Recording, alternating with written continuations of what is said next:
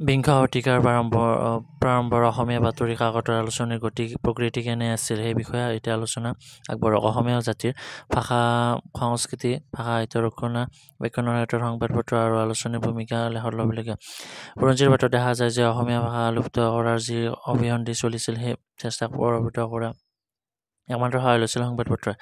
ভাষা সাহিত্যৰ বাটচৰা নিৰ্মাণৰ ক্ষেত্ৰত সংবাদপত্ৰ আৰু আলোচনাৰ ভূমিকা চমকপ্ৰদ। বিংশ শতিকাৰ প্ৰাৰম্ভৰ অসমীয়া বাতৰি কাকতত আলোচনীৰ গতি প্ৰকৃতি সম্পৰ্কে আলোচনা কৰিবলৈ হ'লে আমি ঊনবিংশ শতিকাৰ শেষৰ ভাগৰ অসমীয়া আলোচনীৰ ইতিহাসৰ অবিস্মৰণীয় অংগ জোনাকী আলোচনীৰ আঁত ধৰিব লাগিব। অসমীয়া সাহিত্যলৈ পাশ্চাত্য সাহিত্যৰূপ ভাৱধাৰা আমদানি কৰাত নৱস্নাসমূহক সাহিত্যৰ সৃষ্টি কৰাত ব্যক্তিনিষ্ঠ খণ্ড কবিতা উপন্যাস আদি প্ৰৱৰ্তন কৰাত 1889 চনত অসমীয়া সাহিত্যৰ ত্ৰিমূৰ্তিৰ দ্বাৰা কলিকতাৰ পৰা প্ৰকাশিত এই আলোচনাৰ অৱদান পাহৰিব নোৱাৰি।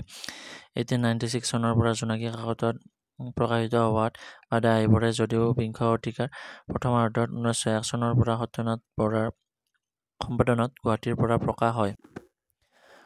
1902 চনত শ্বিলঙৰ পৰা বিজুলীৰ কেইসংখ্যামান প্ৰকাশ লুপ্ত হয় আৰু এই দুই কাকতৰ অবিয়াৰীৰ ফলত দুয়োখন কাকতৰ অকাল মৃত্যু হয় যদিও এক শ্ৰেণীৰ লেখক সৃষ্টি কৰি আৰু সাহিত্যলৈ নতুন ভাৱ আদৰ্শ আৰু ৰীতি আমদানি কৰি উক্ত কাকততে সাহিত্যিক স্থায়ী আৰু দৃঢ় ভিত্তি প্ৰতিষ্ঠা কৰি গ'ল। 1907 চনত পদ্মনাথ গোহাঁই বৰুৱাৰ উষা নামৰ আলোচনী তেজপুৰৰ পৰা আৰু 1909 চনত কলিকতাৰ পৰা বেজবৰুৱাৰ বাহিৰে প্ৰকাশ হয়। গোহাঁই বৰুৱাই কেইবাবছৰো উষা সম্পাদনাৰ দায়িত্বত থাকি এদল নলেখকৰ সৃষ্টি কৰে। তেওঁৰ কবিতাৰ ভাষা সুৱলা ছন্দৰ গতি নিমজ আৰু ভাৱবস্তু গহীন চুটিগল্প প্ৰাচীন অসমীয়া সাহিত্যৰ আলোচনা প্ৰবন্ধ নহন কবিতা আৰু সমসাময়িক ভাষা সাহিত্য আৰু সামাজিক সমস্যাবোৰৰ সমালোচনাই দুয়োখন কাকততে ঠাই পাইছিল। বাহিৰ দৃষ্টিভংগী অধিক নিৰ্ভীক আৰু স্বতন্ত্ৰ্য আছিল। উষা চৰকাৰৰ নিৰ্ভীক সমালোচক নাছিল, বৰং চৰকাৰৰ নীতিৰ সমৰ্থক আছিল। বাহী আৰু উষা ন লেখকক উৎসাহ দিয়ে আৰু তেওঁলোকৰ ৰচনা আদিৰ ভুল ক্ৰুটি দেখুৱাই সেই দিশ সুস্থ সাহিত্যিক আলোচনাৰ পথ দাঙি ধৰিছিল। বাহীয়ে স্বমাহিনী ৰূপত প্ৰকাশ হৈ থকা কামছোৱাৰে দুখন আলোচনীয়ে সমসাময়িকভাৱে জনপ্ৰিয়তা অৰ্জন কৰিছিল আৰু এই উচ্চ সাহিত্যিক মান ৰক্ষা কৰি প্ৰকাশিত হৈছিল। এখন ডিব্ৰুগড়ৰ দুৰ্গানাথ চাংকাকতি, ৰাধানাথ চাংকাকতি আৰু প্ৰসন্ন কুমাৰ বৰুৱা আদিৰ সম্পাদনা লোৱা আলোচনী 1910 পৰা 16 আনখন গুৱাহাটীৰ পৰা অম্বিকাগিৰি ৰায়চৌধুৰীৰ সম্পাদনাত ওলোৱা চেতনা 1919 পৰা 26 চেতনা উগ্ৰ জাতীয়বাদী কাকত আছিল আৰু প্ৰবন্ধৰ মান উচ্চ আছিল। বিহংগী কবি ৰূপে খ্যাত ৰঘুনাথ চৌধুৰীৰ সম্পাদনাত কেইবাখনো শিশু আলোচনী যেনে মইনা 1923, ছয়ঞ্চীয়া 1938 পৰা 38 আৰু সুৰভি 1940 পৰা 42 প্ৰকাশ পাইছিল।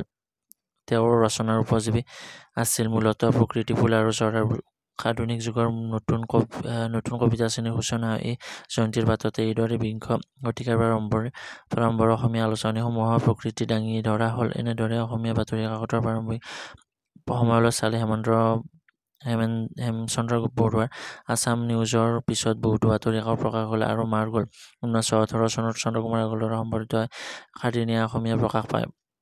অসমীয়া বাতৰি কাকতৰ ইতিহাসত এই কাকতৰ প্ৰকাশ নতুন আৰু শক্তিশালী পদক্ষেপ বুলিব পাৰি।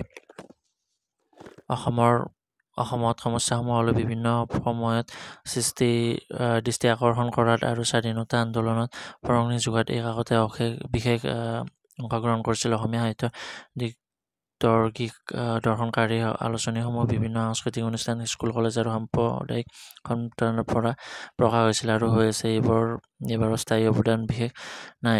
সাধাৰণতে এই আলোচনীসমূহে উদ্ধাৰ কৰে, খন্তেক পোহৰ দিয়ে, আকৌ অন্তৰ্ধান হোৱা কাকতৰ অনিয়মিত প্ৰকাশ আৰু গ্ৰাহক বৰঙণি দিয়াৰ উদাসীনতাই কাকত বেছিসময় দিনলৈ থাকিবলৈ নিদিয়ে।